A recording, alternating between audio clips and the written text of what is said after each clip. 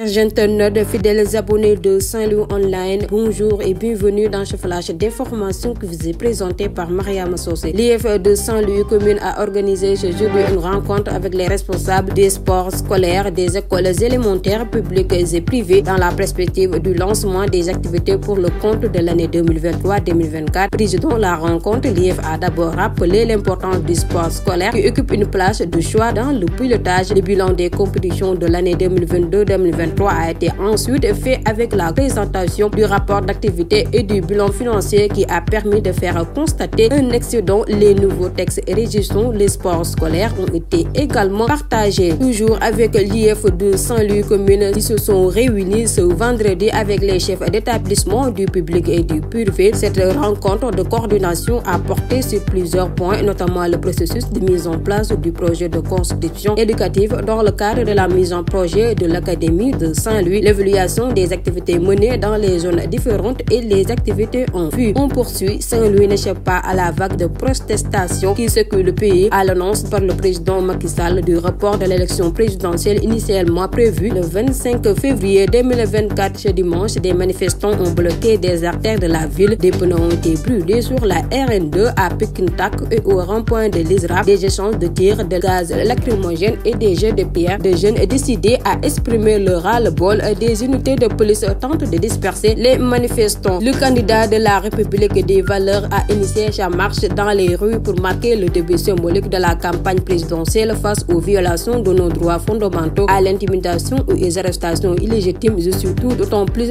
fier de la réaction pacifique et déterminée de nos concitoyens, a déclaré Thierno Alassane Sall, qui parallèlement s'injure contre les atteintes récurrentes à la liberté d'expression, notamment avec la coupure du signal de Walfadjri. C'est une preuve de plus de ce qu'est devenu le Sénégal, une dictature, dira le candidat, qui invite à une mobilisation devant l'Assemblée nationale pour rappeler aux députés de la nouvelle coalition Benno Bokk Yakaar Wallu l'importance de se tenir du bon côté de l'histoire, celui de la vérité et de la justice. Pour terminer, l'archevêque de Dakar, Monseigneur Benjamin Ndiaye, est contre toute idée de report de l'élection présidentielle prévue le 25 février 2024. Je suis dérouté par ce qui se passe actuellement dans notre pays. Il est important que nous cherchions à vivre la cohésion nationale. Il faut que les institutions soient respectables et respectées dans leur mission pour que nous puissions avancer ensemble, a déclaré l'homme de l'église catholique lors d'une intervention relatée dans l'édition de 20h sur la 2S. Et voilà, c'est tout pour ce flash d'information. Continuez à liker et à vous abonner sur ce. Portez-vous bien.